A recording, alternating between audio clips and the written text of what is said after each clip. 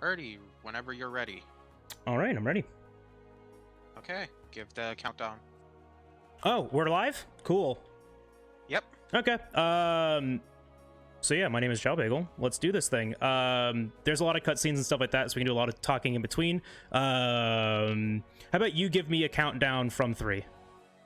Okay. 3, 2, 1, begin. All right, and we're off. So, hi, my name is JalBagel. This is Monster Hunter World. I've been speedrunning this game for almost exactly a year now. I started on 1/1/2019. This is the history books percent run. That means it's a partial any percent category. What that means is we stop at the first Zora Madros fight. If you know anything about the game, it's like the first big, siege fight of the game. And it's a really boring auto-scroller. But we'll get to that. There's a lot of cutscenes in the game. We can't skip any of them, which gives me plenty of time to talk about the game. But if you've never played a Monster Hunter game or seen a Monster Hunter game, this is kind of a cool thing to watch. The speedrun isn't necessarily like tricks and exploits or like glitches or anything like that. It's really all just about precise movement and execution, and that's pretty much it. Being good at the game is being good at the speedrun too, which is nice, because I have over 1,000 hours in this game now. But that being said, the first 2 minutes and like 37 seconds is all cutscene. The game starts on character creation, and we go through this whole like tutorial thing where we learn how to move, we learn how to climb, we learn how to do all this stuff. This is the handler. We're gonna save her literally constantly.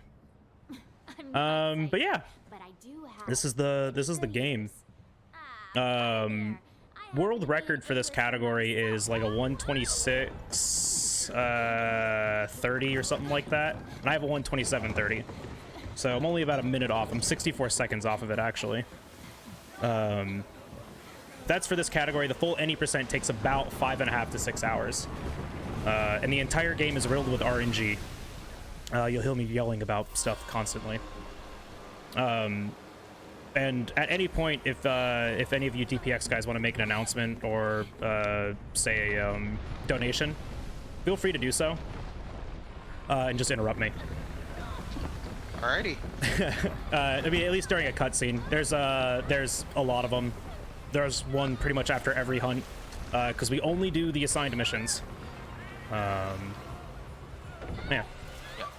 Well, I'm going to take this chance, Dan, to talk about our charity that we are sending the money to. Mm-hmm. So, to Right Loves on Our Arms is a nonprofit movement dedicated to presenting hope and finding help for people struggling with depression, addiction, self-injury, and suicide. To Right Love on Her Arms exists to encourage, inform, inspire, and also invest directly into the treatment and recovery of the people in need. If you want to get more details on this organization, you can visit their website, twloha.com, and you can see what they're about. They attend a lot of events all over the United States. For example, Electric Forest and Disrupt from Rockstar Energy Drinks would be two of the events they've attended in the past. Yo, Electric Forest, though. So yeah, go take a look there to get more info. Check it out, everyone. It's a great cause. So this is the first bit of movement in the game. It's all scripted stuff. We're just trying to run to the end. There's just like, I guess you could call them cutscene triggers. There's really only one way to go in here, and it's forward, following this girl. There's pretty precise movement through here. There's like one way to do it fast and a bunch of ways to do it slow. And because like the ground that you run on becomes a wall, things get like really wonky really quick in here. So I've had really cool stuff where you just fall all the way down a wall. I'm pretty much just holding up and right now just to get this kind of angle. And first, a little bit of RNG. That bird will hit us if we walk forward. He could spawn close or spawn far away. He was just a little too close that time, so we got to dodge him. Masterfully dodged. But yeah, this guy wrecked our boat. It's kind of a, bully thing to do. So we're just gonna get off of him. Hold right here, get this full big slide down. It actually saves surprisingly like 4 seconds. But what's really funny about this game, saving seconds means almost nothing. It means almost nothing. Because we're gonna lose like 2 minutes for no reason later. Like I said, my PB is a 127. We're shooting for a 130. We're trying to get a 130 in this category. That's on world record pace for the longer percents. And it's kind of the most consistent thing. Really shooting for a 129. 129 and then any numbers after that would be nice. So we'll see what happens. This is the game. This is a really pretty game. If you've never played Monster Hunter, this is a good one to start out with. It's very beginner friendly. I say that, and there are plenty of people that rage at it, but it's a fun game. Yeah, I mentioned that there's 2 other categories. This is a partial any percent, so this one's an hour and a half. The next one's called Colossal Task. It's 2.5 hours. I have like it's 2.5 hours fast. It's really more closer to like 3. And then the last one is about 5.5, 6 hours. I mean, yeah, this is all just the scripted part of it, and we're just gonna try to get through it as fast as possible, and then after this we actually have our first hunt. We actually get to kill something. I mean, slay. So the handler found someone's tent and claimed it for her own. She's a squatter, apparently. Who knew? And then she stole this book and gave it to us, so now we're aiding and abetting in a crime. Looks like we're right around here. She's really good at maps, too. Like, really good. She has no idea where to go. For now, I think it would be best if we make our way to base. But this game introduced some, like, really cool mechanics, like sliding down slopes, which we'll use just to go a little bit faster in places. Like right here, I'm going to jump down and then slide down this slope. Sliding is fast, so we like to do it where we can. Introduce sliding on slopes, introduce some like new aerial combos from the previous games, and then one of the new things is sneaking, which it'll force us to do earlier, or here in a second. Yeah, it's all exciting stuff. Bear with me, the run doesn't start really until 15 minutes. I actually talked about cutting all of this stuff out, but because there's just so much movement and the way we do it can be optimized, decided to keep it a lot, just all of it in. But there has been big talk about cutting it all out, especially considering, this is the funny thing, everything up to weapon creation, or weapon selection, which is like really where the run kind of starts. Everything up to there, if you put it on YouTube, you get a strike from Capcom. They ask you to take it down because they own all of this footage here. It's actually really interesting. So when we upload any percent videos, we got to cut all of that out. And it's like 15 minutes into the run. It's hilarious. But at least it's only the boring stuff. So these are snake boys. Little scaly snake boys. And we're going to hide from them the only way we know, which is crouching in a bush.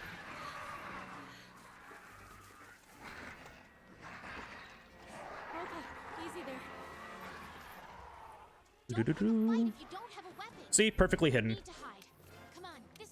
So here I'm just changing some things. We actually get to see the perfect hairstyle. This is actually an RNG manipulation. It's the teal pompadour. If you go teal pompadour, you're almost guaranteed to PV. Coast is clear. Let's get going while we still can. It's a joke. It's supposed to be funny. But I'm just changing. This is a really good spot just to change settings. Just to make sure like the game's set up in a way that I like it, which I really don't have to change that much, which is really nice. Whereas like some other runners are changing like 10 different settings. There's a lot of customization on how you can control this game, which is really nice. You can cater it to yourself. Just like most tutorials, we have to wait for the hand-holding companion. So we wait exactly right here. This is as far forward as we can be for her to come and sniff this footprint. But yeah, so I'll be explaining a lot, especially when we start getting into the actual run itself. You can die in this game. You know, the monster can kill you. When that happens, it's called carting. It's kind of cool. This little animation is the cats throw you onto a cart and wheel you back to camp. So they call it carting. I generally do not cart in this game. If I do, it's just a huge time loss, anywhere between like 25 to a minute and a half. 25 seconds to a minute and a half. We don't like that. That's great joggers, by the way. He's trying to beat the handler, and unfortunately we can't stop him because Matt Mercer's gonna save her. This way, hurry. Okay, let's go. But yeah, so for every cart that I get during this run, I'm gonna donate $20 because it shouldn't happen. It'll only happen if A, I do something wrong, or B, the game decides to hate me in some spectacular way. That's Anjanath, also known as Angry Barney, also known as the Run Killer. In history books, he's just what kills the run. We don't like him. And hey, another cutscene. So we got some time to sit here and wait. If you have any announcements, donations, or anything of that sort, please, by all means. Well, we can talk about the what's the word I'm looking for? The donation. The donation. The raffles? I'm losing the word. Let's go. Not the raffles, Okay. but the The incentives? I'm losing the incentives. Thank you. I lost the word there. So some of the incentives we have going on here is so we have $42 out of 50 for a hat in time mustache girl photo op, which I believe would probably be Amazing, done ain't it? either before or after the Just look run. at this gate. We have the like nature meant the for Super us to Mario build a stair 2. right here. The streamer's actually gonna dress as Mascara. Princess I Peach like it. for the duration of the run.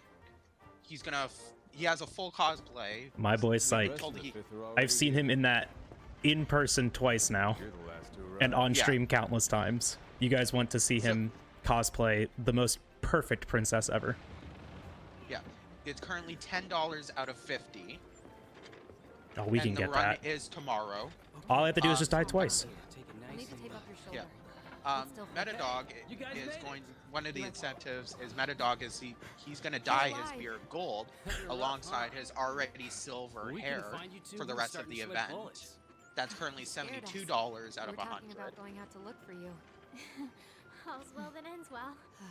We also Yeah. have the Hey, God we need a Junk for Sorry. DuckTales Come on. Remastered, which is only $10. Don't donations towards that yet.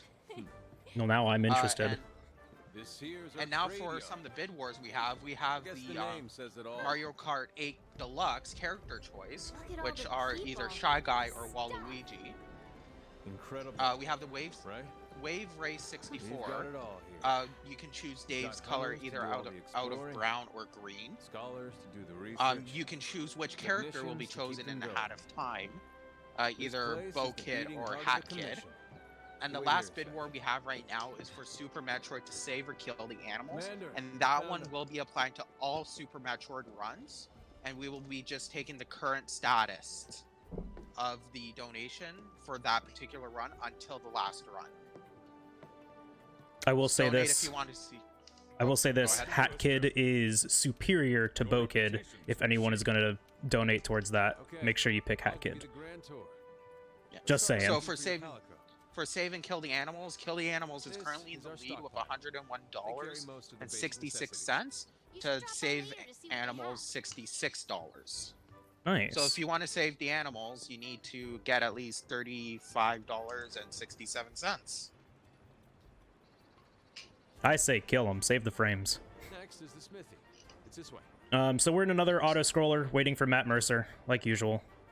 He's got to wait for him to catch up. He's got this like little radius around him that forces us to walk. So we went out of it to get in front of him, and now we're in front of him as far as we can possibly be. There's a little invisible barrier there that waits for Mercer, the field team leader, We're the commission's who is fifth voiced by leader. Matt Mercer, which I found out The like old man in charge, my 3 months grandfather ago. was with the first. But we got to wait for him. Go. So we are as far as possible in front of him right now. Born and bred right here. It's just the quickest way to get up here because there's a cutscene trigger right next to this box. Just little stuff to make this movement a little bit faster. Saves us time overall. Here's our smithy. This is where you can craft weapons and armor. We'll be coming here to the smithy like 3 times this run. Once after Kestodon. Excuse me, once before Kestodon, and then again after Puke. So we go over here so we can start running. We gotta get out of his radius, and this saves like 15 seconds. The canteen? Just run all the way past him. This was something I didn't know about for like 4 months when I started running this game. But we were coming up here to try to find our cat. We can't find him Hey, until he's here. I love this animation so much. This whole cutscene is just blessed. you! Perfect lad. So a lot of this run is like inventory management, gathering management, and it's the last word I'm looking for.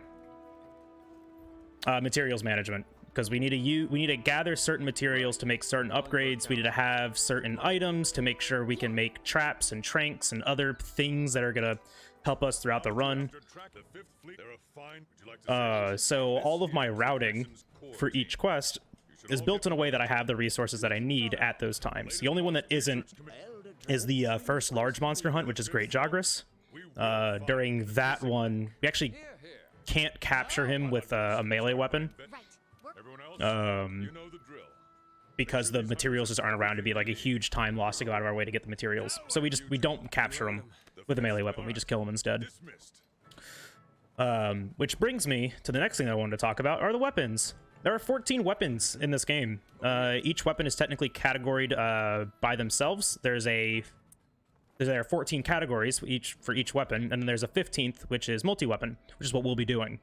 It's anytime you would use more than one weapon type.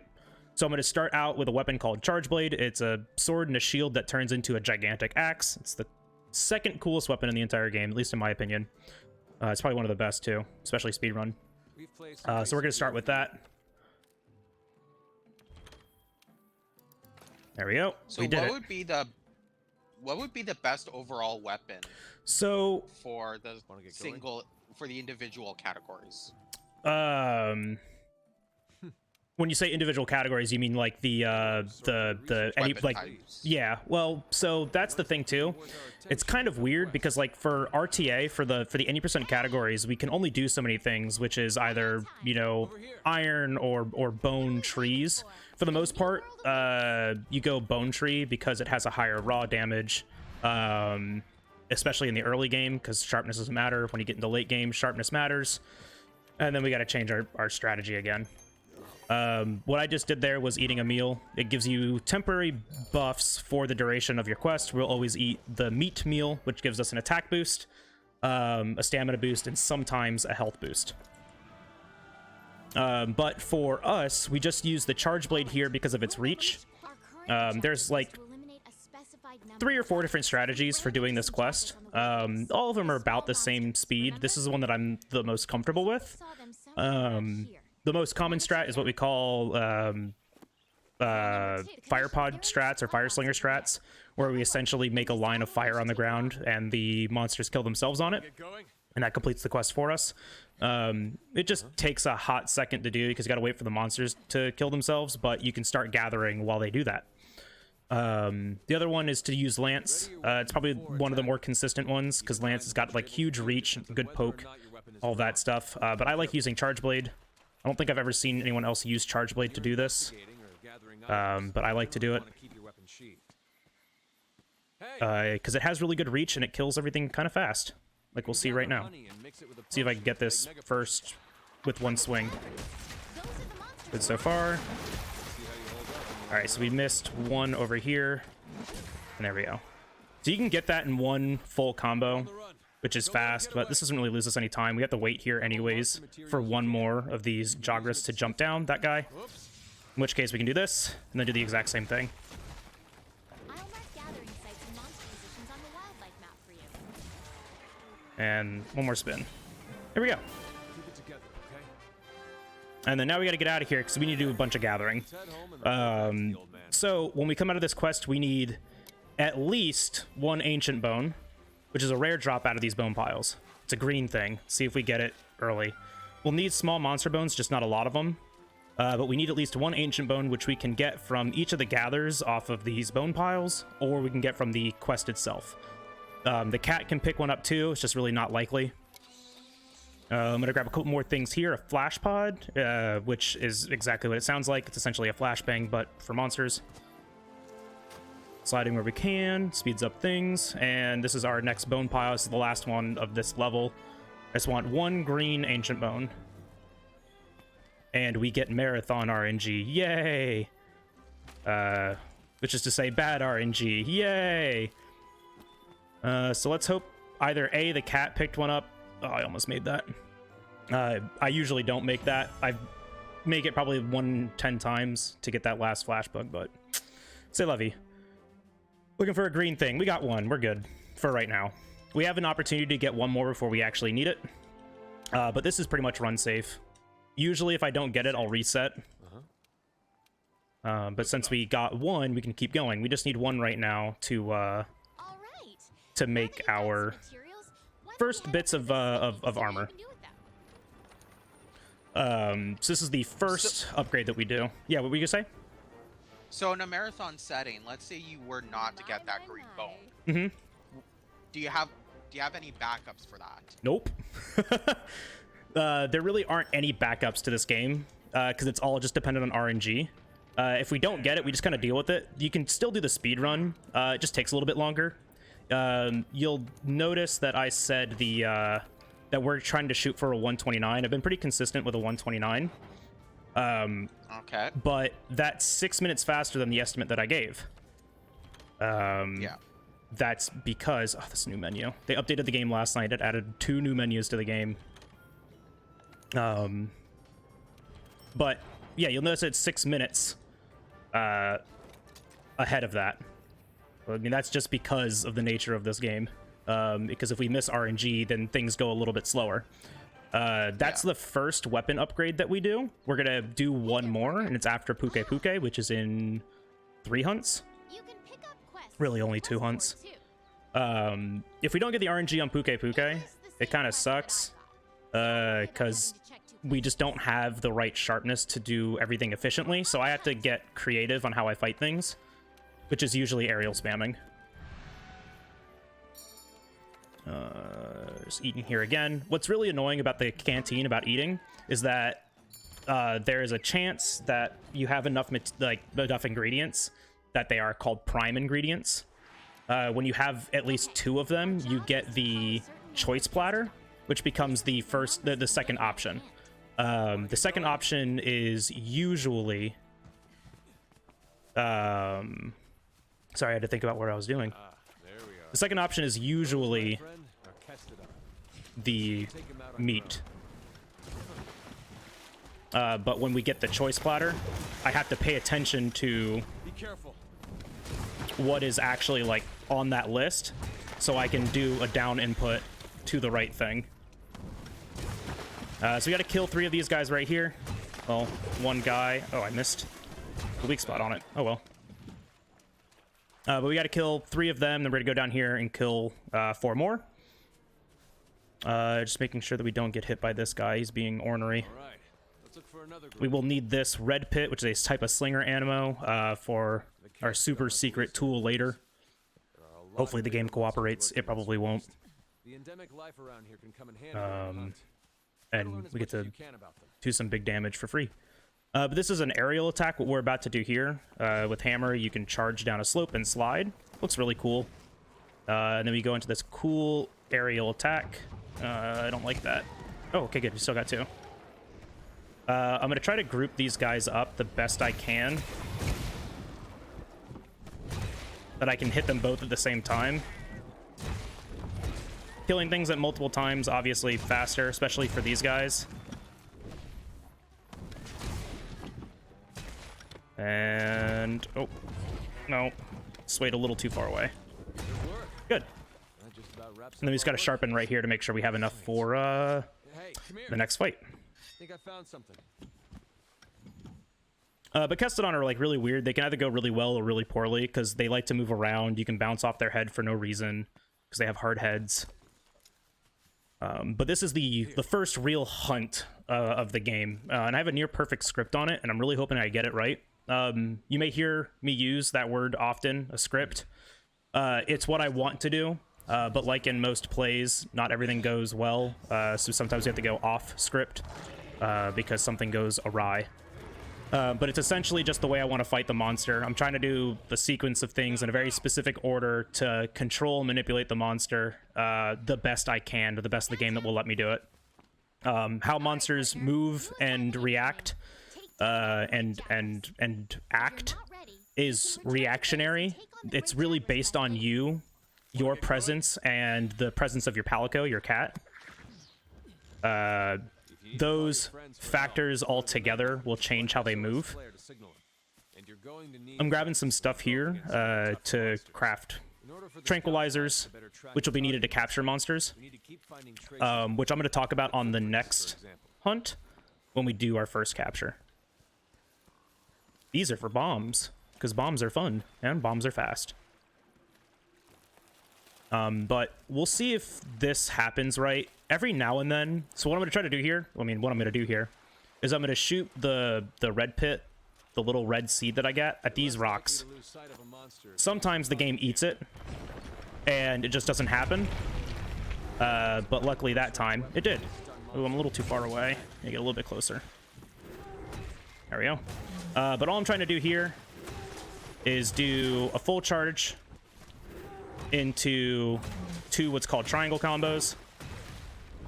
I want hits on the head to build up stun. Missed that attack. That'll KO him right there. And then this is the circle combo, which is called the... Wow, I can't remember. It just left my mind. Oh, I hit the arm there. It's actually fine.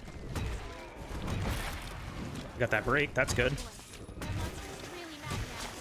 I'm trying to get a second KO now.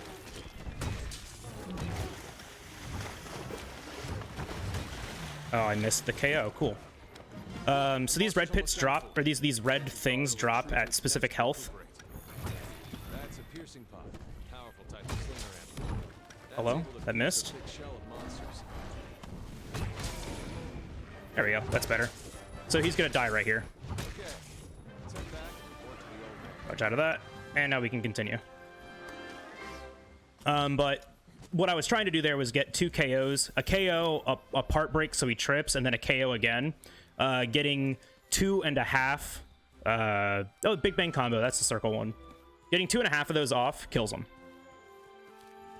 So these sleep herbs combined with those parashrooms that we gathered earlier, those make the tranquilizers. This net's going to make a pitfall trap later. There's just so much gathering. I gather specific things so I have no extra and no access. So it gets pretty tight. And the last thing I'm going to do here is just set up what's called a radial menu. And I'm going to be quiet for it.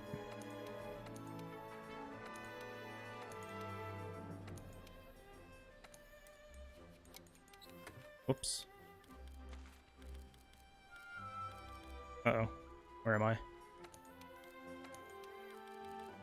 Nailed it. All right. So I set up a bunch of things on there from what's called the crafting list. Your radial menu is kind of like your quick menu. You can pull it up while you're in the middle of a fight and use things from it. Like you can use items, you can do shoutouts, you can craft things. It's probably one of the best additions to a Monster Hunter game. But I did it all for crafting stuff because I want to be able to craft things without opening the crafting menu. So I'm going to do it all from that radial menu instead. And then I'll add it to my item bar automatically. I just cycle over it. Just got to pay attention to where things are so I use them correctly. Let's check it out. But I was talking about... See, there's a lot to talk about in this game. And I like talking. You couldn't tell. But I was talking about the... what are called powerful slingers. It was the red things that he dropped. I picked up one of them to shoot him while he was escaping. Staggering him like that, reset his AI, he came back. It's just fighting stuff like that. That's how we have to do this game. But it's manipulating his AI. That's just one very small AI manipulation that we do. Just a game mechanic, really, at that point. But they drop at certain healths. All the large monsters will drop them when their health reaches a certain threshold.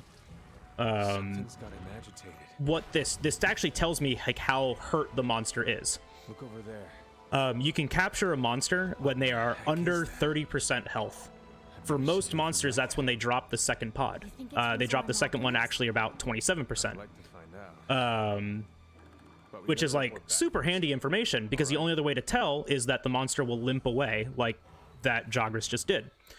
So it's super handy to know that they, you know, the second pod is usually 30%. That's true for nearly every monster, except for like 3 of them. I got the second ancient bone I needed off of that fight, so yay, RNG actually did the appropriate thing. We got the 2 things that we need for this run. Everything else is just extra that we probably won't get. Once the camp is set up, you can go after But we needed that ancient bone for the second weapon upgrade. So these trap tools, these bombs, and these barrel bombs, well, you know, they do what they do. They make traps, they make bombs, they blow up. We're going to use those throughout the run. And you'll see how it speeds things up. Just talking to this person because they're a cutscene trigger, and then immediately opening the map to get a text skip. Those 2 try to happen at the same time. One's longer than the other, so if you can do it fast enough, the second one that happens is shorter than the first. It makes waiting here faster. And then we can depart on what's called an expedition, which is a new addition to this game, which is just going out and hunting stuff for your heart's desire and not worrying about dying or carting or really anything. No time limits, nothing. Get that nearly frame perfect dodge there to get right up to this. It saves like a half a second. Really probably doesn't even save any time. And then we're going to start running towards the campsite. Open up your map or use your scout flies to track. This hunt is a monster called Kuliyaku, or as I like to call him, Pottery Bird. I have little nicknames for all of them. Great Jagras is Reggae Lizard for obvious reasons. He has dreadlocks. But we're just running in a very specific path. We need to go and find a camp. Once we get to that camp, cutscene trigger, the next hunt, etc., etc. This game's very predictable. Nobody plays Monster Hunter for the story. We play Monster Hunter for that. A T-Rex. That's Ancheneth. We've met him before. He's not nice. He will ruin the run at some point. He can ruin the run at many a time, and we don't like that. Ate a ration there to reset my stamina. It's actually a cool little trick that you can do. So you can keep running. And then I ate a bug called the Wiggly Lychee. It halves your stamina consumption. So there's like things around in the world that you get to use. Make your life a lot easier. That's why I really like this game. Because I've been playing it since 3U on the 3DS and Wii U. There's a little bit of RNG right here. It's a 50-50 chance for the handler to speak before Matt Mercer here. If she does, we lose a couple seconds. If she doesn't, we actually get a really good setup for Kuliyaku. Which is this guy, Pottery Burb. He's just out here trying to go into the swap and meet and, you know, get a new pot for his orchids or something. And he broke it. That was a good find, too. Tisk, tisk, tisk. But if Handler doesn't talk here, then we, you know, don't lose time for free. Dang it, Handler. For your scout flies on the map. We don't like it when she talks. Well, if we don't take care of that pest, the camp won't last a night. Oh, yeah. That monster's called Kuliyaku. Sure is, isn't it? This is the scout fly tutorial. We don't need that because we know where the monsters are. But we're going to jump down here and we're going to climb this tree branch here. On the top of it are what are called thunderbugs. Thunderbug with a trap tool makes a shock trap. And we're going to manage those throughout the run to make sure that we have traps to capture every monster from here on out. So we're going to shoot that to stun him. And KO. Dodge forward. And go into the circle combo. Essentially, we do the first combo, the triangle combo, to get a stun. It has a higher stun damaging threshold. Then we do the circle combo because it has a higher damaging threshold. I did not want that stagger. Because then he does that. He's not supposed to do that, but because I got that stagger when I didn't mean to. Oh, I missed his head. I just need to get another KO here. All right, I'm gonna have to flash him. I tried not to do this, but sometimes you just have to. When you flash him, he just stands still. And then he does that. Big Bang combo is very generous because my hammer was not on him. This is when I would start looking for the first pod to drop, which it still hasn't for some reason. There it is. Okay, that was just rude. And we're gonna go for the trap now. See if I did this too early. Nope, I didn't. Then that one we just got to return from quest. So you'll notice that he only dropped one pod then, but that he was still under 30%. He was probably somewhere around 29 or 28, right before the second pod drop. I play this game a lot. Knowing your hits, counting your hits, really saves time. Magnifique. Don't let me down. So we're gonna craft a shock trap here, so we can buy 2 trap tools. The game limits your inventory. You can only have 2 trap tools in your inventory at a time, and we need a bunch of those. So I try to keep as many with me as possible. We're the ones to get it done. A lot of the Astera movement is just chaining together like shopping and triggering the next sequence. It's like we have to go talk to the commander, but we start right next to the shop, so we're gonna go shopping, kind of stuff. It's really neat because like the game's kind of designed in a way where it really caters to that. Like everything, it was very convenient how everything lines up.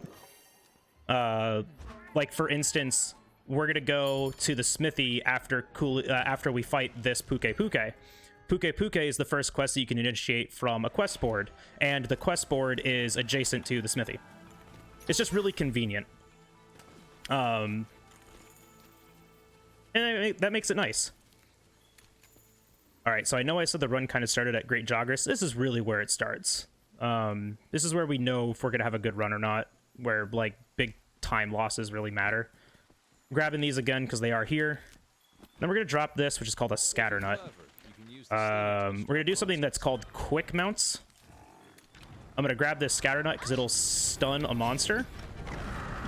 And we're gonna sit right next to this thing that's a poison cup because we want to poison this guy. Uh-oh, never mind. I want to get away from him. All right, now come here. I want to go forward. Nope. Okay, we still got poisoned. Cat's gonna heal me, and I'm gonna go for the mountain now. Actually, no, I'm not. And I'm happy I didn't, because if I would have gone for the mount, it would have KO'd him. We want to chain things like so we don't waste them. So like getting a KO off of a mount would really suck. There are iframes in this game. I just abused one to dodge a roar. I'm actually gonna go for it. Ah, I missed. So I was trying to get a mount off on him there, but I missed it. You can essentially ride the monsters, but doing this flash pod is just as good, if not better, because we're going to chain those 2 things together to extend the amount of time that the monster is staying still. Notice he's just standing here. And then we just get another KO for free. We ignore poison. And then I'm just waiting for the first pod to drop, which should be soon. I don't know why she turned around like that. Now there is something to heal me like right over here. So I am paying attention to like where I am in case I want to get that.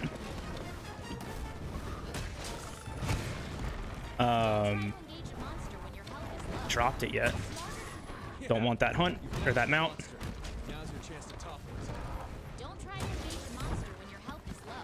It's smarter to Stick focus close to him. on You can't hit you with that. Weapon's losing its sharpness. Other iframe abuse. But like a lot of the times these hunts are just ad-lib. I'm just trying to find openings to do things. But I really want to be landing hits on weak spots. And I want this last pod, and if I don't get it, which I didn't, I'm going to go for Okay, the a monster's safe alive. thing, Now's your chance to deal some serious damage. which is pre-tranking. We tranquilize the monster first, and then we capture him. What that does is it extends the time in the trap. If they aren't a low enough health threshold, we can still damage them inside the trap and make sure we actually capture them. Because at this point, if I miss the capture, I have to kill it. Dumping things out of our inventory there because the next hunt is an auto-scroller. We're going to use that time to do a lot of gathering. The next hunt is a really good time if you want to plug anything. Oh, okay, no, we got it. Yep, 2 medium bones. So I was just checking. I usually don't check that. But I just wanted to see if we actually got the upgrade, and we did. We need at least 2 medium monster bones with that 1 ancient bone that we picked up, and that gives us our 3rd upgrade, which will tell me right here too. I like to double check though sometimes, especially in a marathon setting, because I don't want to waste time. But we go up here, and like I said, the routing's really convenient. You know, there's a quest board right next to the smithy. I want to go to the smithy anyways. It's really convenient. I'm gonna check this. I did get them. Nice. These are not guaranteed, and I didn't set them up on the wish list, so that was kind of a risky time loss. We just upgraded into the Blown Bludgeon 3. Not the best weapon that we can get. The best one that we can get at this point is actually the Kuliyaku hammer, which we didn't get. But if we did, I would have made that instead of what I did make. Yeah.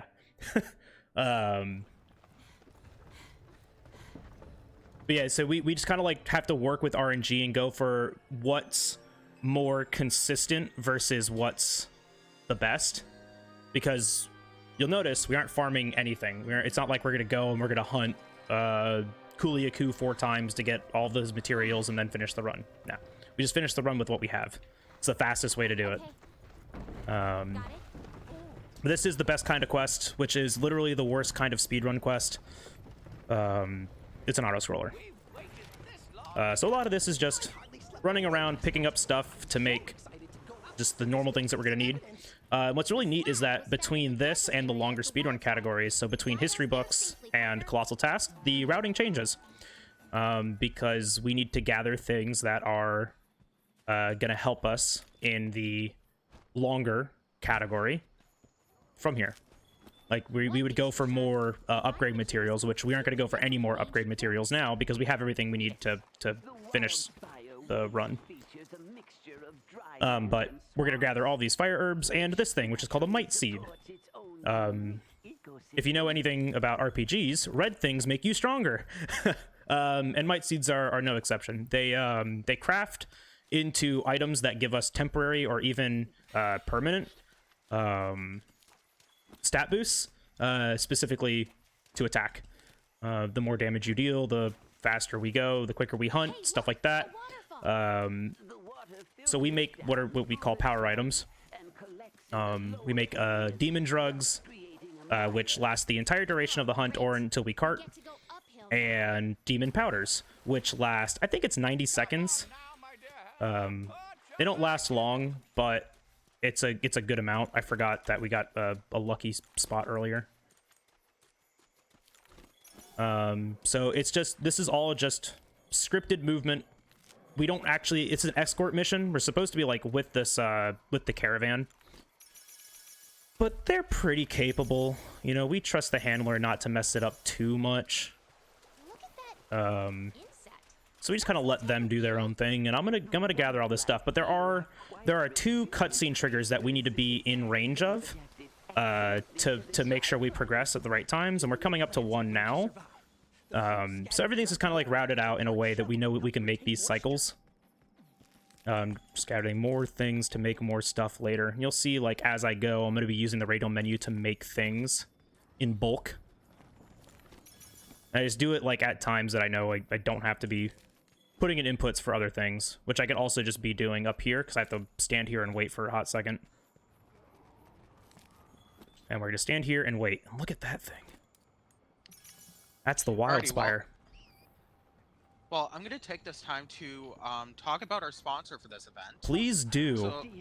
So Lager Gaming is a Nashville-based esports organization that currently competes in the FGC, the ROE, and the R6 scenes. They also host LAN events in around Nashville for plenty of titles that include Call of Duty, Fortnite, and a ton of fighting games. You can follow them on their social media on Twitter and Twitch, both under Lager Gaming, LAGR Gaming. and I suggest giving them a follow because they've been a huge help with a lot of things for this event. Yeah. So we just made our first pitfall trap. They work like shock traps, so they stop the monster, but instead of the monster's full body being exposed on the top, it actually drops their lower half into the ground, and it gives us a really good position on the head.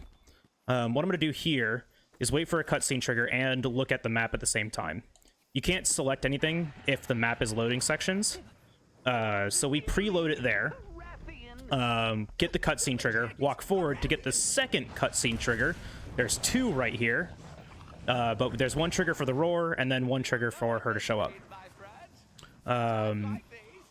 This part of the game, they're trying to teach you, like, stealth, that you can kind of distract the monsters by being out of sight from them and shooting a pod to, like, control their movement. You can shoot something to hit the ground, and they'll go towards it. It's actually really neat. Like, a super handy thing if you aren't comfortable just going full Unga against something. But we completely ignore it. I'm gonna get my neck snapped here. Yup. Scout flies are mean. They like to break your neck. At least they try to. And then we're just kind of revisiting the same areas that we were at because more is always better kind of thing. We want to have as much as we can possibly have, which is just 4 of everything until the end of the run. Which we're just kind of like pre-gathering right now. By the end of the next quest, we'll have 4 demon drugs and 4 demon powders, which will be enough to finish out the run to get a power boost on each of those. They actually, they really help, especially with like staggers and breaks and stuff. But as far as like speeding it up, it's actually like minute. You know, you only get a few seconds out of them and not like minutes. At higher levels of play, they scale differently. We get like really big time saves by using power items because we can also use more of them. Some of them stack on top of each other and some of them don't. But the demon powder and the demon drug do stack. So we craft both and we get both bonuses. So I drop these scatter nuts to do a quick mount on Baroth. I 90% of the time do it if I'm set up well for it. If I'm not, I ignore it. But having the scatter nut is good because we can stagger him to stop his movement from him leaving.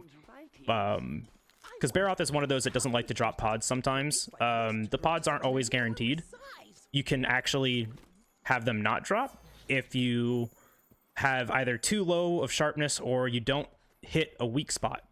There are certain spots on the monster that deal more damage than others when hit with certain weapons. For Hammer, that's almost always the head. But for Baroth, that's not true. Baroth is annoying. He's got these little itty-bitty hands that he's really self-conscious about, so we're going to beat the crap out of him. That's right, his little itty-bitty hands are his weak spot, and they are not easy to hit. Finally. I thought we'd never get here. So we put down a trap so we can hit them easier. I hope everyone knows how to count to 7, because I'm going to need help with that. Because we have to count to 7 here in a second.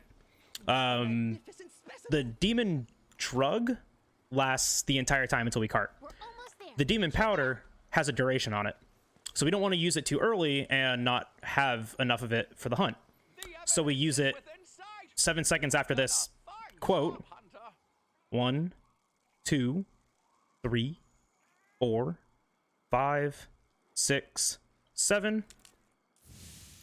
Let's see what kind of To immediately use it, we use it right before a cutscene starts. When you're in a cutscene, your buffs don't drain. They don't. The timer on them stops completely.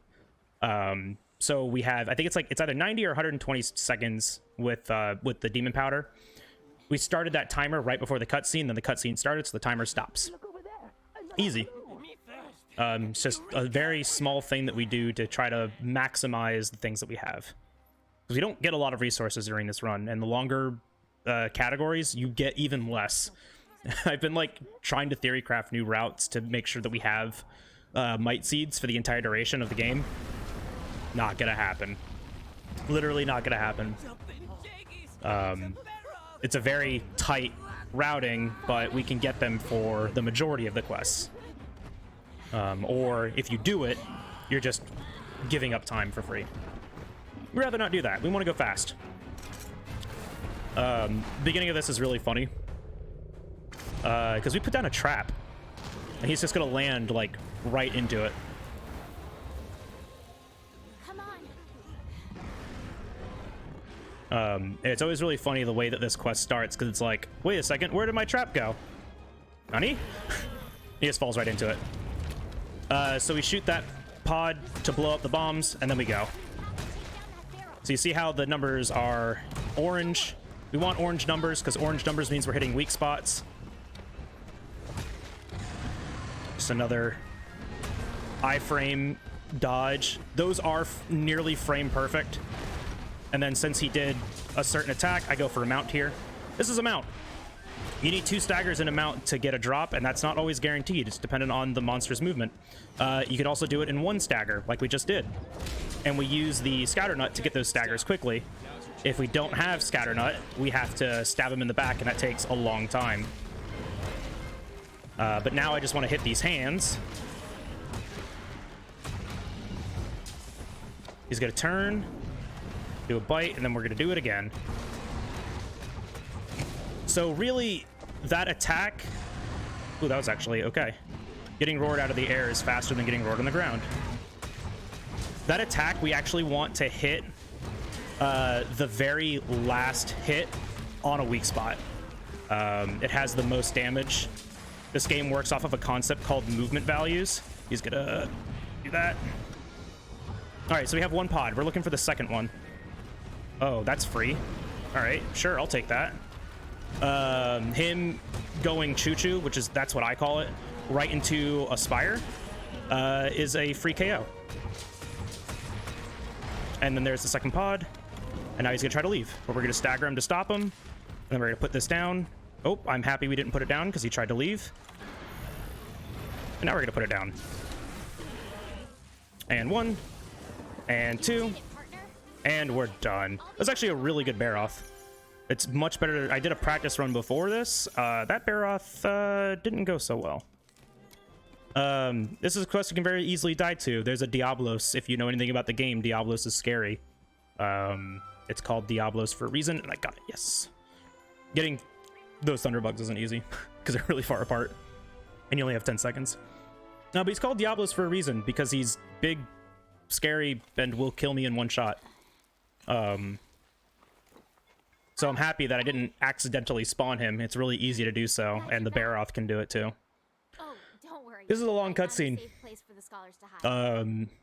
It's like the 3rd longest in the game, but the longest for this category. Probably the 2nd longest for this category, because the last one is pretty long. But we're about halfway through. Me a little past that. Are you part of the 5th? I don't actually have the timer up. It should be about 50 minutes right now. The Elder Crossing is upon us again. But I don't have the timer up for a specific reason because I don't want to psych myself out. We're just gonna do it and see how well we do. I too am a hunter of the First Fleet. I call this guy Monster Hunter Johnny Depp. I don't know why. I just do. To share your tale with me. So the last... So we have 3 large monster hunts left, and then Zora Magdaros. If you don't know anything about the game, they always try to like put in this kind of like siege monster. It's a, you know, you fight. It's like bigger than life kind of thing, and you fight on it, in it, or around it. Zora Magdaros is this game's version of that. There are 3 hunts before that: Geratotus, Tobi-Kadachi, and Anjanath. Geratotus is annoying because he fights in water, and we can't put traps down in water, so we have to be kind of careful how we fight him. We have to pull him to specific areas so we can put traps down to capture him. We have to get a certain script on him, and not even a script. We have to just fight him well. And he's annoying because he drops his second pod at like 54% or something like that. His third pod drops at 32% or 33%, somewhere around there. And then his fourth pod, he has 4 whole pods. Most monsters only have 3. He has 4. Drops at 12. So we want to get him somewhere between the 3rd and 4th. So when I see the 3rd pod, I know the number of hits it takes to damage him enough so he's under 30%, so I can capture him. Which just makes this monster the most annoying. He can card us. He can kill us. It's definitely possible. It's not likely, though. The only annoying thing about him is just trying to capture him. All right, and moving on. Yeah, hopefully Geratodus goes well. I have like a 30-second time save on him in my PB. Okay. Like I have the ability to save 30 seconds just because of how wildly inconsistent that split is. So more shopping. This one's kind of out of the way, but we do it just to get more bombs or more stuff to make bombs and more traps. And I do that because it's kind of a backup in case I miss the trap on him. I have extras. I have at least 2 extra to still capture him. It's very easy just to miss the traps on him, and it sucks. So there's these spikes that we're supposed to be investigating between here and where the monster is.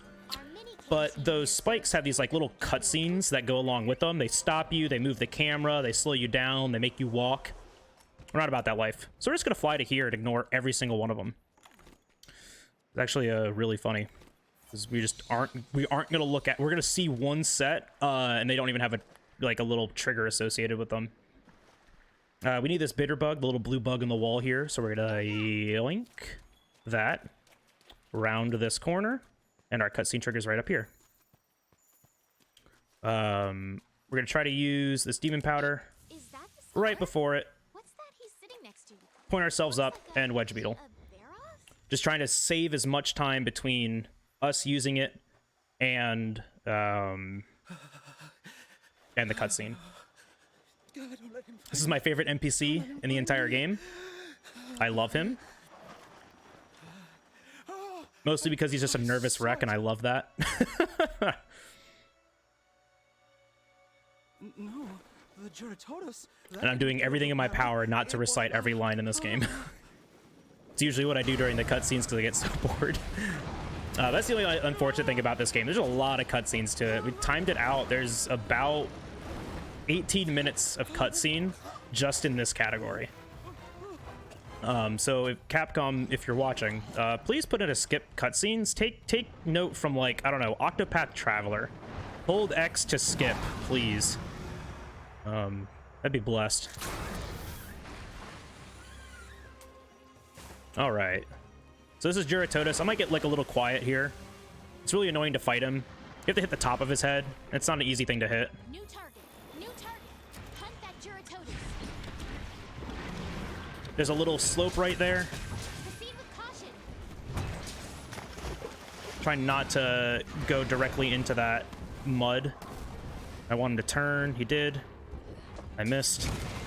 Oh, I kind of got it. There we go. I want to dodge out of that and then go in for a big bang. I think I'm going to miss the last hit of this. But it's okay. So that's the first pod. All right. Get yourself out of that gun. The mud is the worst thing. You can get out of it quicker than that.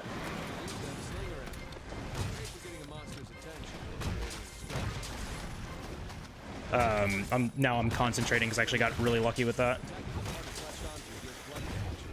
It was a really good hit. There's the second pod. And now we're just looking for the third, which takes a little while. He has a very thick tail. Getting that iframe dodge is not easy, and then just getting hit like that feels bad. But hitting his head... Oh, I'm sorry? Oh. Nope, go ahead. Interrupt real quick. We have a $20 donation from Nova Kid. Saying no comment. No comment. Okay, I got hit there. It's unfortunate. So thank you, Nova Kid, for the donation.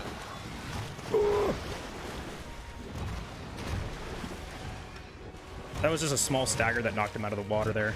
Just really nice. Oh, but that was a stagger that knocked him out of a fall.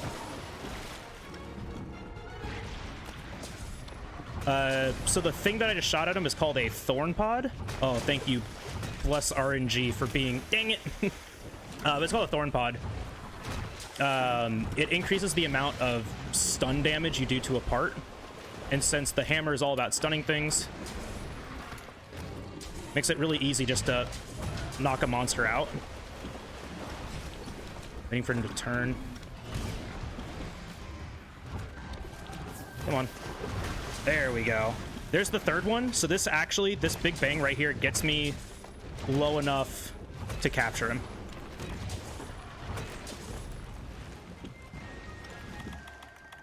But where is it? There it is.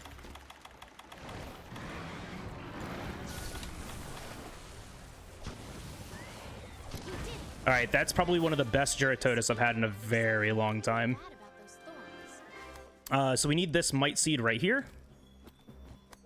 And we're gonna grappling hook over to this and make a couple things. Cool. So that actually went really smooth.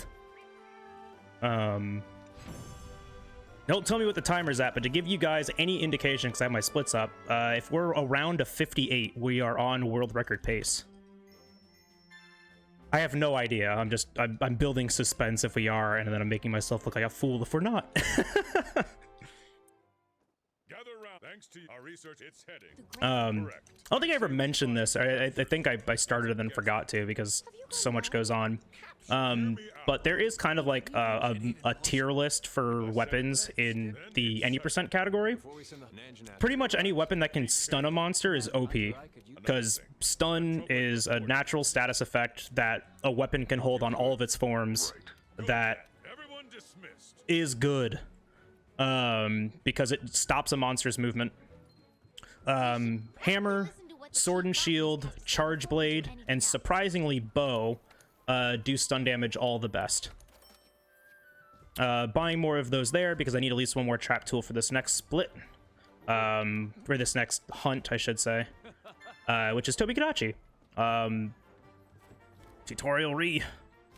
But we have a really good, what's it called? Really good script on Tobi-Kadachi.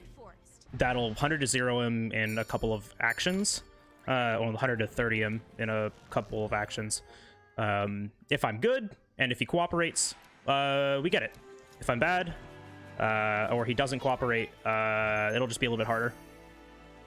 So notice we didn't go to the canteen this time. We went to the camp in 8. That's because after this hunt, there is a cutscene that's associated with that, and we don't want to watch that cutscene, because cutscenes are slow. There's a cutscene at the canteen now, and we don't want to watch it. So we don't eat there anymore. So now we're just kind of making our way to where Tobi-Kadachi is. Oh, come on. Thank you. We pick up that scatter nut, we land right here, and then we eat a demon drug. I'm going to hover this shock trap because up on this next ledge, not this one, not the next one, but the following one, we're going to put it down there.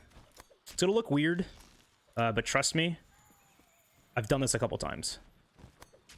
And it's worked at least once. Put this right here.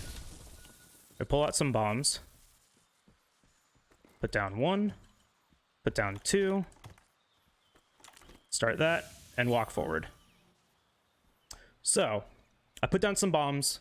I'm hovering on my item bar, small barrel bombs, and I put down a trap. If Tobi-Kadachi behaves, we'll see, and if I'm good at the game, we'll see some like really cool, a really cool script. This is a full script. This entire fight is scripted to go one way. We have all the tools we need to do it the right way. So I'm going to be quiet, and we're going to do that.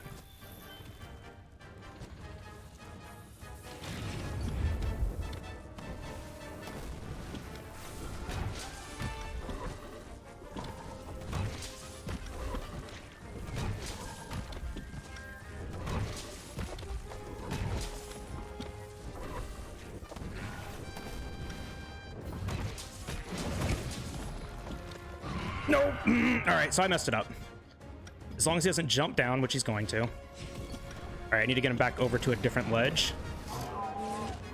Because I need to do what's called aerial spamming on him. But I need to get him on a KO next to one. Okay. I'm just going to take this KO instead, and I got hit. All right, so remember that thing that I talked about that'd be really cool if we got, but we didn't? Well, we can't get it now. So we're gonna ad-lib the crap out of them. And man, I did this near perfectly on the practice run.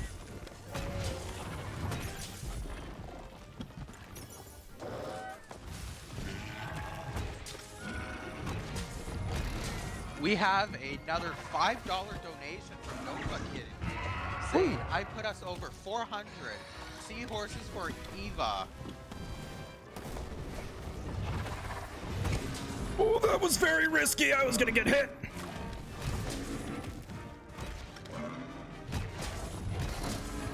Good KO. So that's 2 KOs on him, which is usually what I look for, because now that's first pod.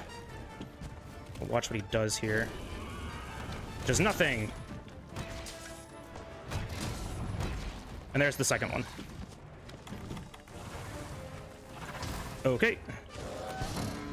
Oh, good. That actually knocked him over. I was really lucky. All right, not the best that could have gone, but actually a lot better considering Tobi Kadachi can just one-shot me at this point, as can the next monster, Anjanath. A lot better than I was anticipating messing up the beginning of that script. So, yay, we didn't die. Tobi, Yay. yeah, Tobi likes to. I think Tobi is still going after like a blood wish or something, but usually in marathons, the last marathon that I did, he was out for blood. He didn't get it, luckily. He was out for blood. He can either be just really angry or really nice. Well, we have another the $5 fifth. Come see donation me. from Quick I've got an urgent saying, request. put this New for products a in stock. 400 for first day.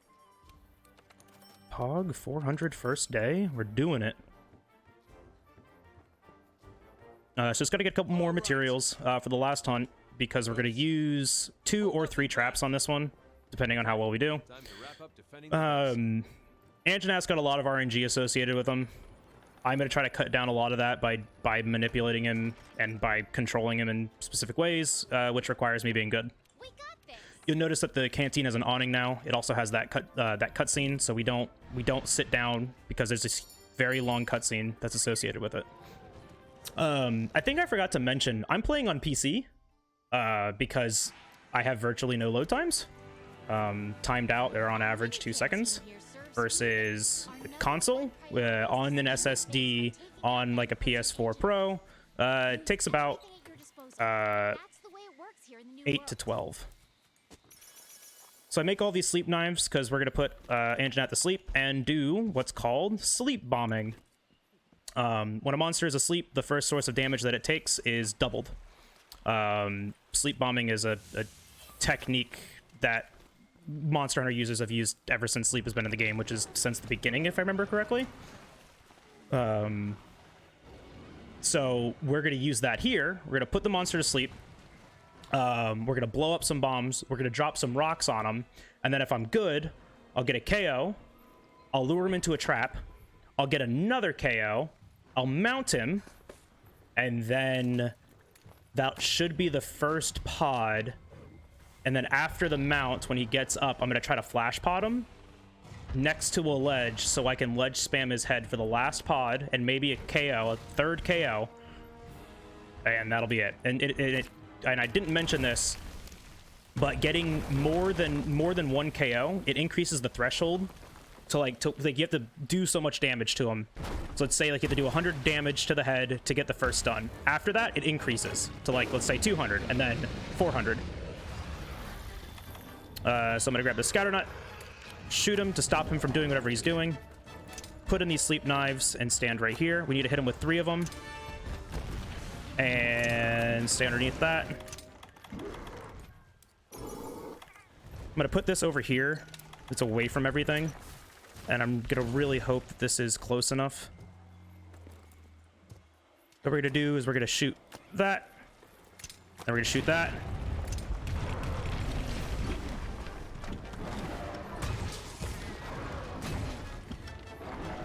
So he's really annoying because of the way his head moves. But luckily, the first stun doesn't really take that much. I think I just need 2 more hits. Yep, there it is. So that's really unfortunate. Because we essentially canceled the stun fall with a pitfall trap, but what I have effectively done is built up a mount. So I'm going to circumvent it with this mount, and then I'm going to try to get another KO off of it.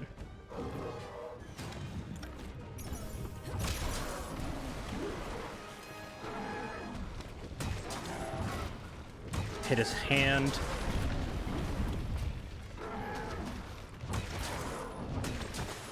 Don't miss. Come on, ledge. Thank you.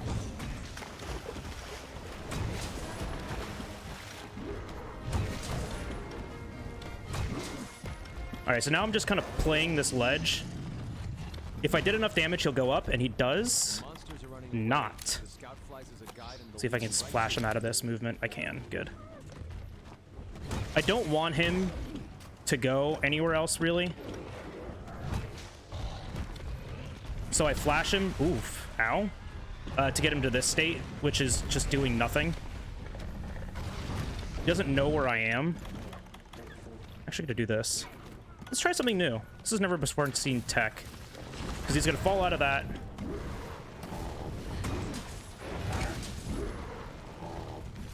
See if we can get another KO off of this. I don't know if I can hit him.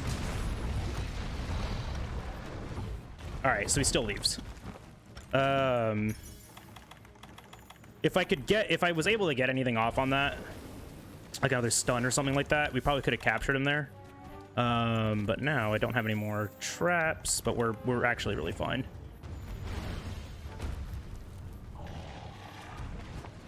Just gonna wait for him.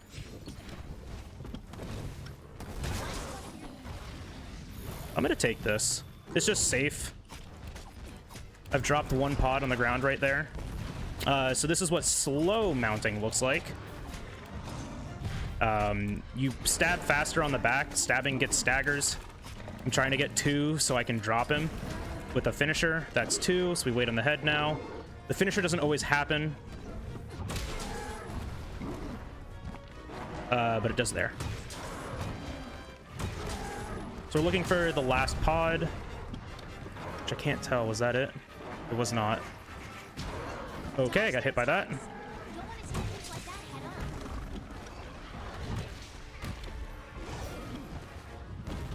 I'm trying just to see. There it is.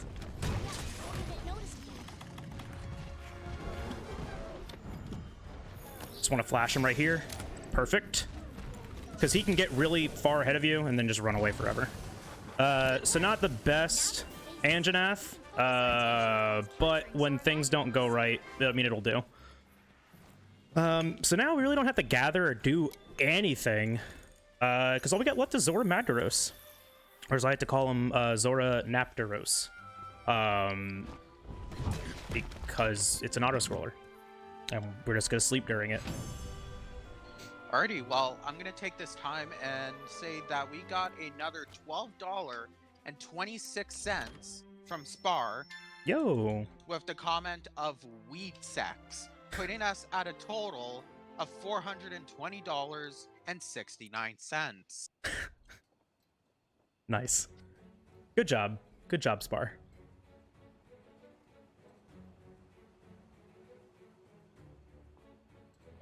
So this is the last couple of things that we need to do. I mean, the last couple of things. We have one thing left to do, and it's repel Zora Magdaros. We're going to try to capture him, actually. Little does the commander here know is that you can't capture an Elder Dragon. Zora Magdaros is an Elder Dragon. Come on, man. Just, it's simple. It's simple Monster Hunter logic. Come on now. But this quest is really interesting. It's regulated by a damage gate. To complete the quest, you have to deal a certain amount of damage. It's actually not a lot. There are cannons and ballista on the sides of the on the quest. We're going to use those to damage him at very specific times to get staggers, to stagger him out of attacks, to make his movement faster. We call this Zora Skip. Zora Skip is easy to do and even easier to mess up. Because Zora is so boring, you just kind of zone out, and then it's like, oh wait, what animation was that? And then either you do it too soon or you do it too late. It puts them in a different spot, and then you waste a bunch of time. Well, I'm gonna pay attention, or at least try to.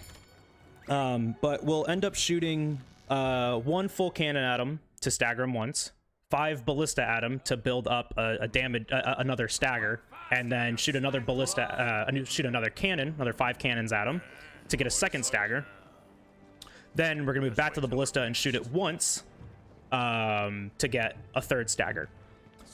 We're gonna do the first 2 staggers at very specific points to cancel attack animations that progresses his movement.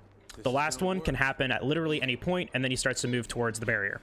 Him moving towards the barrier is what we call Zora skip. Just getting that is Zora skip, because we're trying to do it as fast as possible. I promise. It saves like, When the time comes, oh boy, from doing this casually, probably somewhere close to 8 minutes. commence at daybreak. If you do absolutely nothing, Zora will progress, but you'll have to deal damage to him at some point. By next moonrise, The amount of damage that you have to deal, I believe, is equal to 10 cannon shots and like 3 ballista. That's the damage gate. We'll do more than that, obviously, just to make sure.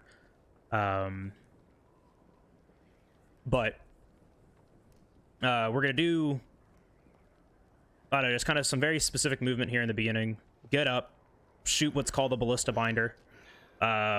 The early ballista actually saves us time from letting the NPCs do it automatically, and it also is the binder binder is shorter, so it actually ends quicker. It's just another trigger for the quest to proceed. This is like really the only real movement until the very end, where we repel a super secret pet, the spikiest of hedgehogs, Nergigante. get to your post. And we have a quick kill on him that just trivializes the monster, which uses 2 large barrels, two barrel bombs, and 3 small barrel bombs. Those combined are enough to make him run away. So we just throw those down and we don't even fight them. The beast down. And then there's just like a random lull after you get that damage gate of anywhere between 2 seconds and like 8 or 9 seconds for the quest to end. So you just sit there, you wait, but it feels like an eternity. So I grabbed that 1-shot binder, I shoot it just above his head, and it hits him right now. Binder post. Success. So this whole sequence would happen later automatically when either the NPCs told me to, or when they got impatient enough and just did it themselves. We eat here really just for stamina. I can do the chef's choice here. It gives me more health, it gives me more stamina, because you can die here. And then just in case, I take that max potion. It's always a just in case thing, 'cause there's really nothing else here to do. Zora can technically kill you. You can die to stupid things like these guys. They're annoying. They like to hit you. We just kill those winged drakes so they don't bother us for this first little cycle of Zora. Both these cannons will push once to the left and wait. I'm waiting for a specific animation. I mean, it's the same one every single time. It's just my visual key on when to shoot. But he'll take a step and he'll kind of slide to the left this way. That long slide is my, essentially trigger, what I'm looking out for, to shoot the cannon. Immediately after that, he starts to like rear back to do a hand slam. So shooting that cannon will hit him 4 times. That'll give him a stagger. Sometimes the 5th one hits, sometimes it doesn't. We actually don't really need it to. So it's the next step here. He's gonna kind of turn himself a little bit. And then a big step. And then he kind of has this like weird slide. Like that. So when that slide starts, that's when I shoot it. You can shoot it a little bit earlier. That gets us a break. And 4 of those hit. Then we shoot 5 into the chest right here where they do 40 damage. It's a weak spot. We just shoot 5. We're just building up the next stagger because on the next cannon, the first one will stagger him, then the next 4 that hit will build up the next stagger. So we just push this here. I put on this ghillie mantle. It makes me essentially hidden from the monsters. You saw me put it on earlier. It's just a utility that they put in the game. There's a bunch of these different mantles. They have different effects. But it essentially hides me from the monsters, so these wing drakes here don't hit me while I'm waiting for, well, him to move in a very specific way again. I'm just looking for this kind of like trigger where his head stops and you can see like the animations change, which is going to be... All right, Bless RNG just tripped him, and that wastes time. So thanks, Cat. But I'm waiting for him to still take that step forward. If he's gonna do it. Come on. But, so the cat can do that, and there it is. You saw it kind of, he just kind of like stopped for a second. That's just really annoying. Now the cat can get a stagger like that, and it's just real obnoxious. I'm just gonna wait for this animation to end. Right there. And my one shot. I'm actually too suspicious, so I'm gonna shoot it a couple more times. There's nothing else really to do here. I'm just doing that just out of safety. I'm not brave enough. There's really nothing else to do at this point. This is kind of like, this is the last quest to do for this category. So we really don't have to do anything. I usually go into the tent here and do an inventory management because it's what I would do for Colossal Tasks. To give you some insight on that, you saw the tutorial pop up. That's a time loser anywhere else. So I do it here when we have to wait anyways. And we just manage our inventory. Because by the end of Colossal Task, we want 36,000 Zenny to buy an item called the Power Charm. It's a flat stat boost. This is just a little insight to the other later categories. But it's a flat stat boost. It's a essentially your level up.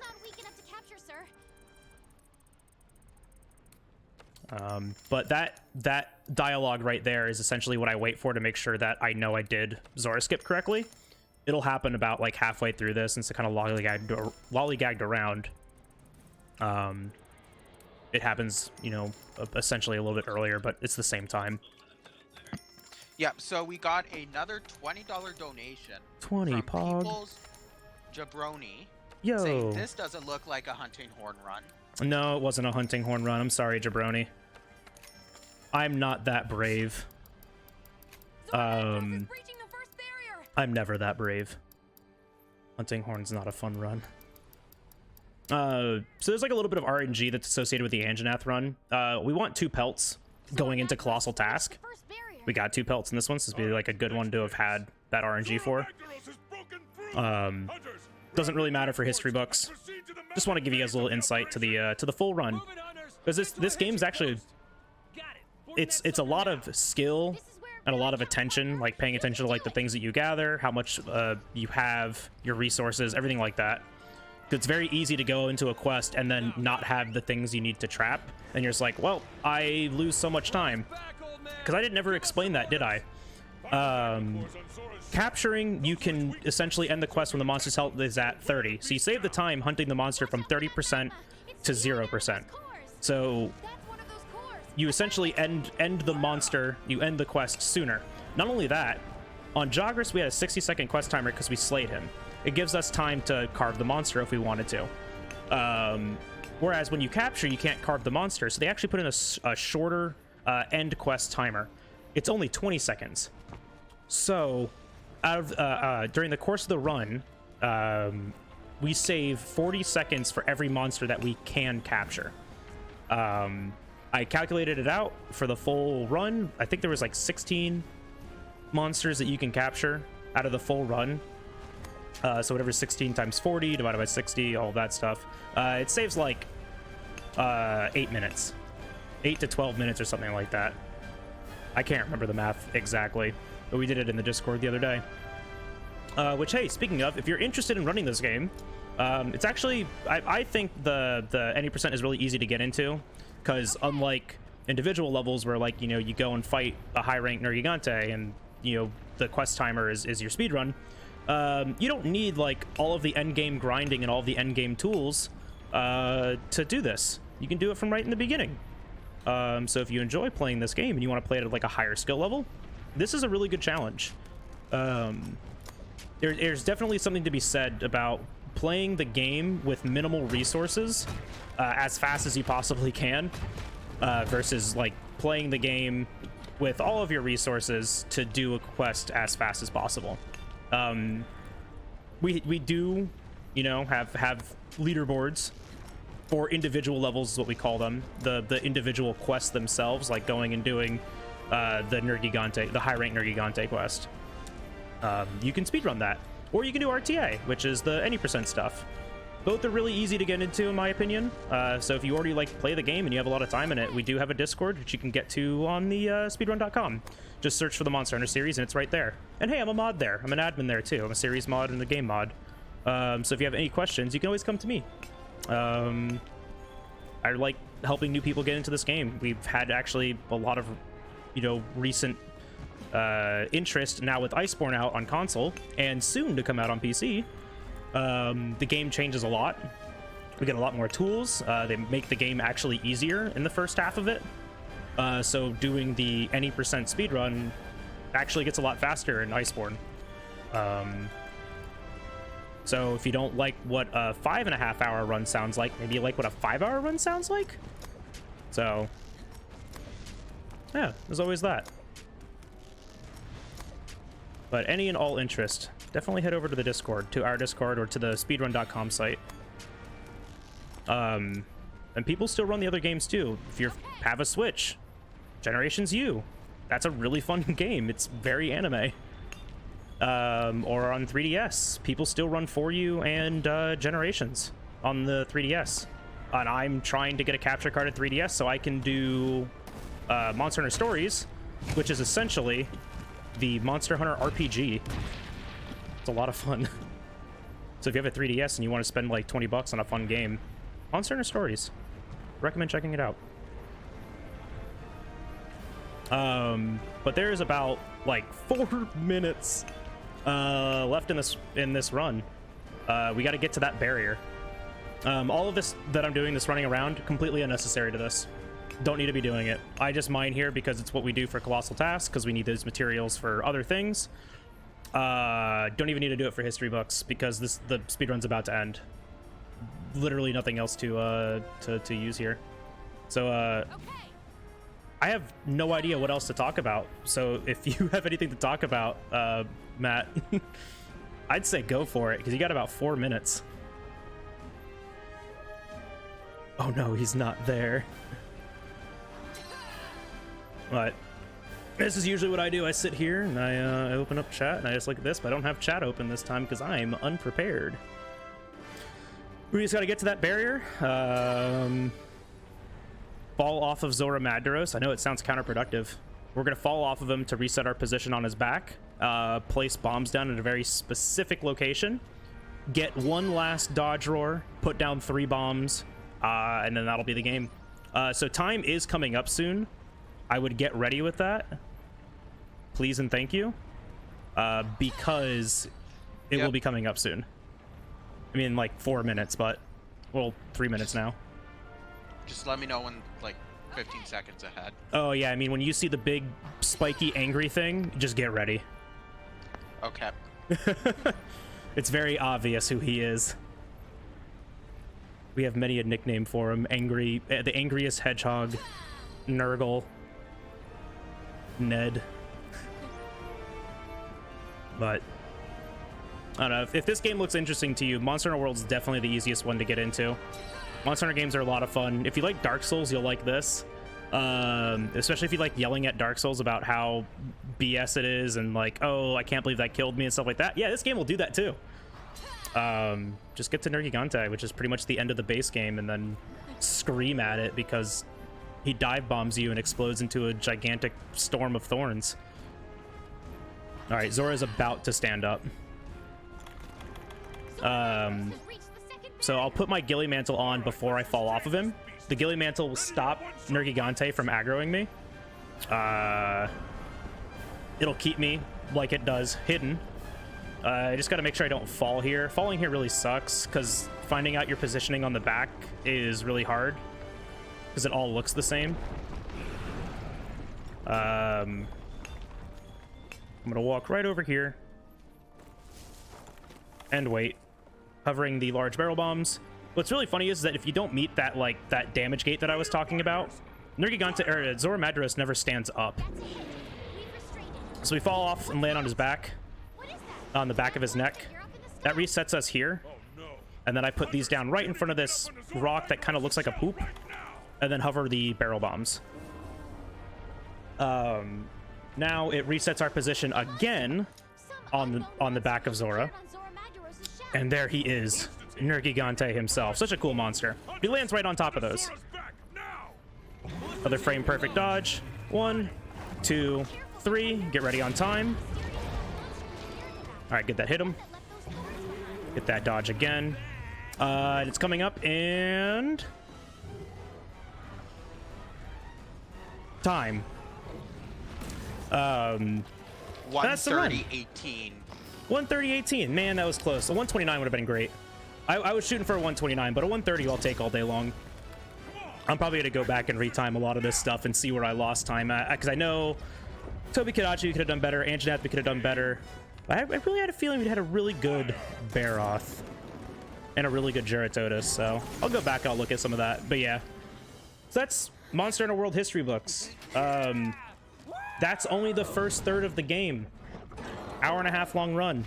And it's getting quicker, because with yesterday's update to the game, we get things called Defender Gear, which is a DLC category for the game now, or most likely. We're still actually doing some testing on it. And it saves a lot of time, because it's essentially rare 6 items at the very beginning of the game, which are end game items at the very beginning of the game. So makes the game really trivial and a lot easier to run. So if you want to get into it, that's probably the way to do it.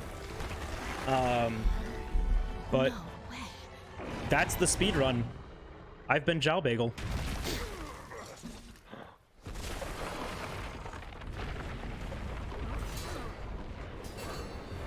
And there he is, the unit himself. See, they couldn't contain him, as much as they tried.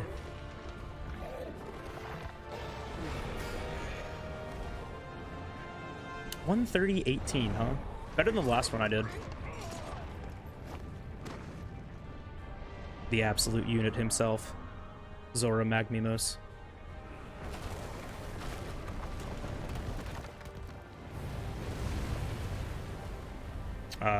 Yeah, that's it from me. If you like what you saw, I'm on Twitch, JalBagel, but yeah, that's pretty much it.